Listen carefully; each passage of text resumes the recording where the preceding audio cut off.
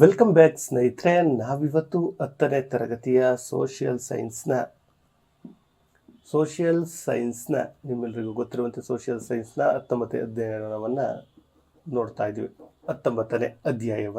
ಇದ್ದೀವಿ. ಅದುವೇ ಸ್ವಾತಂತ್ರ್ಯೋತ್ತರದ ಭಾರತ.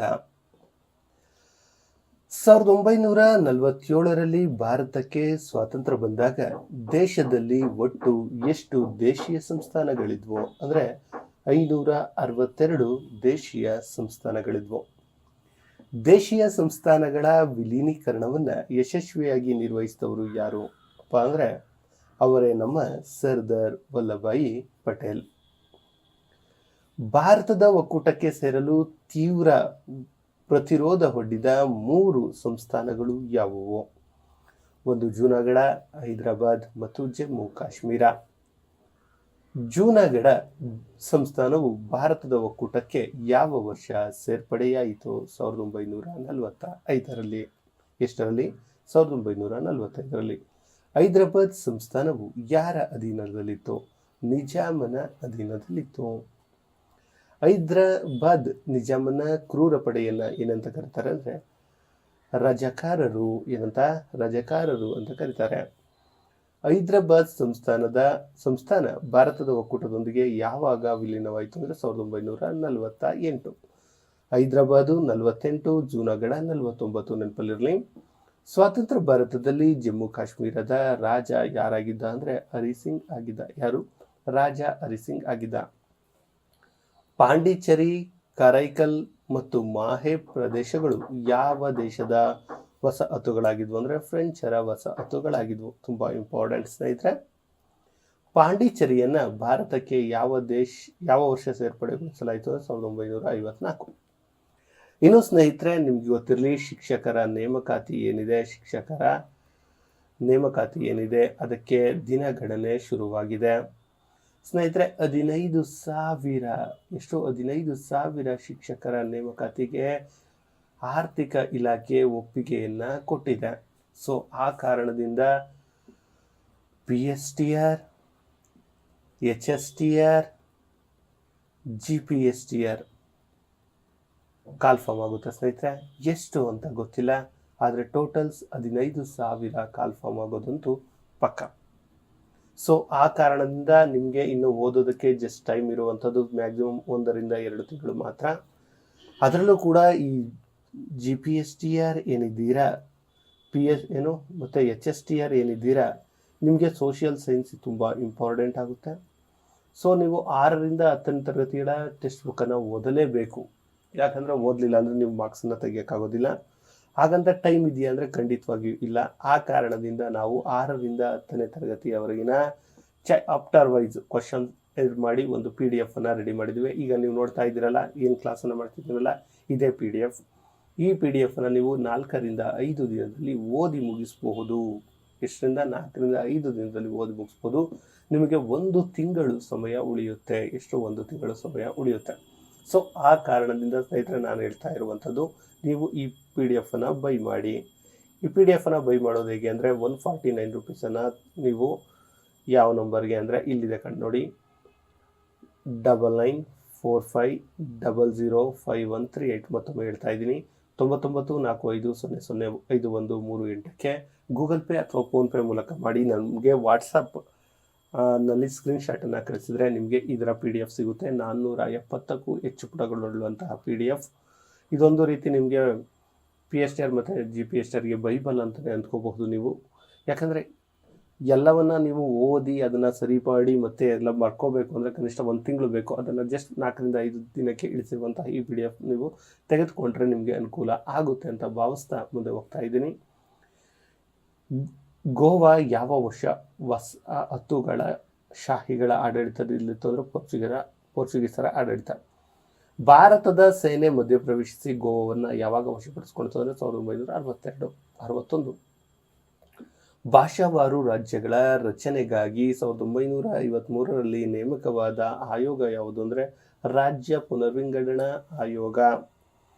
ರಾಜ್ಯ ಪುನರ್ವಿಂಗಡಣಾ ಆಯೋಗದ ಅಧ್ಯಕ್ಷರು ಯಾರಾಗಿದ್ರು ಅಂದರೆ ಫಜಲ್ ಅಲಿ. ಯಾರು? ಫಜಲ್ ಅಲಿ. ಭಾಷಾವಾರು ಆಧಾರದ ಮೇಲೆ ರಚನೆಯಾದ ಭಾರತದ ಮೊದಲ ರಾಜ್ಯ ಆಂಧ್ರ ಪ್ರದೇಶ 1953. ಮೈಸೂರು ರಾಜ್ಯ ಯಾವಾಗ ಅಸ್ತಿತ್ವಕ್ಕೆ ಬಂತು ಅಂದರೆ 1956 ನವೆಂಬರ್ 1ರಂದು. ಮೈಸೂರು ರಾಜ್ಯಕ್ಕೆ ಕರ್ನಾಟಕ ಎಂದು ಯಾವಾಗ ಮರುನಾಮಕರಣ ಮಾಡಲಾಯಿತು? 1973. ಭಾರತದ ಸಂವಿಧಾನ ಯಾವಾಗ ಜಾರಿಗೆ ಬಂದು? 1950 ಜನವರಿ 26ರಂದು. ಸ್ವತಂತ್ರ ಭಾರತದ ಪ್ರಪ್ರಥಮ ರಾಜ್ಯಾಧ್ಯಕ್ಷರು ಯಾರು ಅಂದರೆ ರಾಷ್ಟ್ರಾಧ್ಯಕ್ಷರು ಡಾಕ್ಟರ್ ಬಾಬು ರಾಜೇಂದ್ರ ಪ್ರಸಾದ್. 20 ಮಹಾಯುದ್ಧಗಳು ಹಾಗೂ ಭಾರತದ ಪಾತ್ರ. ಪ್ರಪ್ರಥಮ ಮಹಾಯುದ್ಧ ಯಾವಾಗ ಪ್ರಾರಂಭವಾಯಿತು? 1914. ಮೊದಲ ಮಹಾಯುದ್ಧಕ್ಕೆ ಕಾರಣವೇನು ಅಂದರೆ ಆಸ್ಟ್ರಿಯಾದ ರಾಜಕುಮಾರ ಫ್ರಾನ್ಸಿಸ್ ಫರ್ಡಿನಾಂಡ್ನ ಹತ್ಯೆ.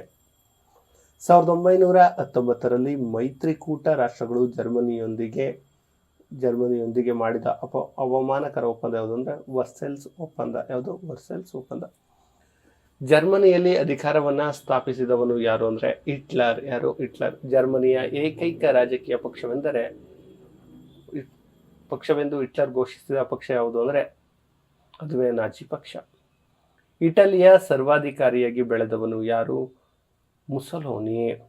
ಎರಡನೇ ಮಹಾಯುದ್ಧ ಯಾವಾಗ ಆರಂಭವಾಯಿತು? 1939 ಸೆಪ್ಟೆಂಬರ್ 1.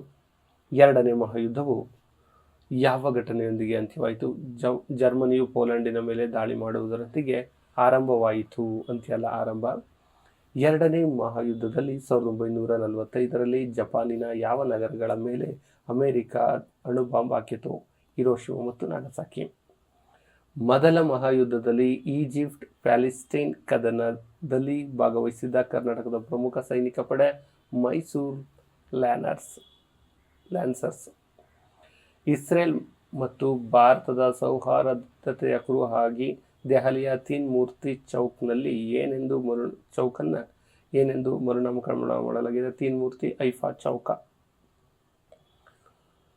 ಭಾರತದ ವಿದೇಶಾಂಗ ನೀತಿಯ ಪಿತಾಮಹ ಎಂದು ಯಾರನ್ನ ಕರೀತಾರೆ ಅಂದರೆ ಜವಾಹರ್ಲಾಲ್ ನೆಹರು ಅವರನ್ನ.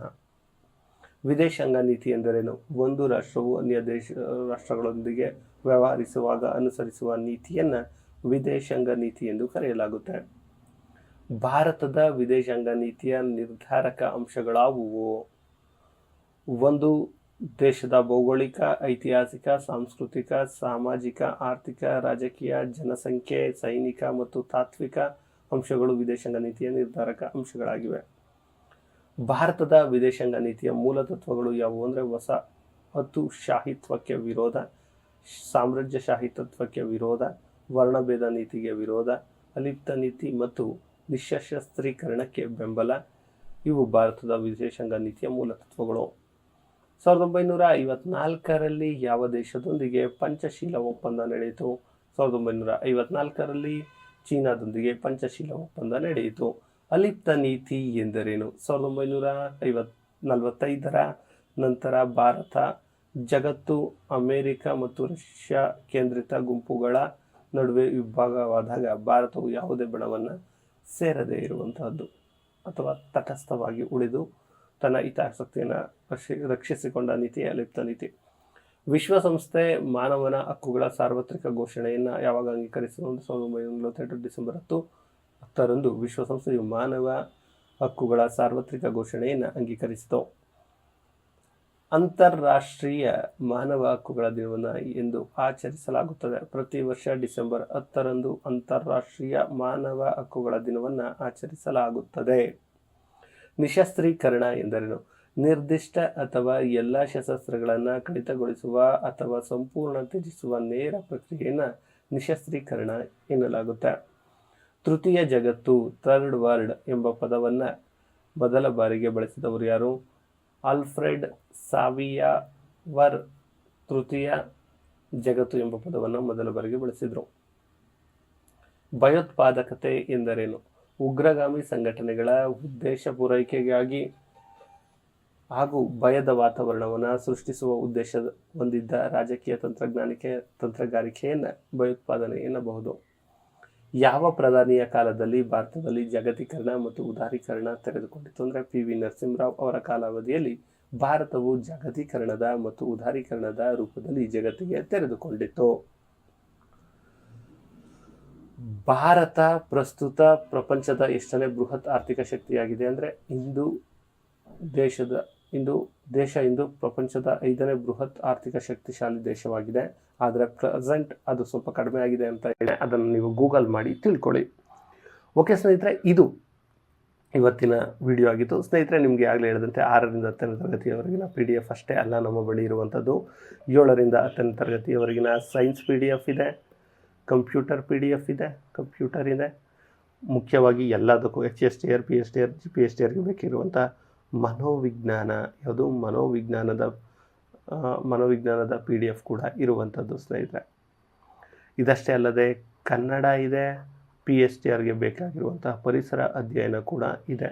ನಿಮಗೆ ಯಾವುದು ಬೇಕೋ ಅದನ್ನು 149 ರೂಪೀಸನ್ನು ಪೇ ಮಾಡಿ ಪಡೆದುಕೊಳ್ಬಹುದು ಅಂತ ಹೇಳ್ತಾ ಈ ವಿಡಿಯೋನ ಇಲ್ಲಿಗೆ ಎಂಡ್ ಮಾಡ್ತಿದ್ದೇನೆ. ಧನ್ಯವಾದಗಳು ಸ್ನೇಹಿತರೆ.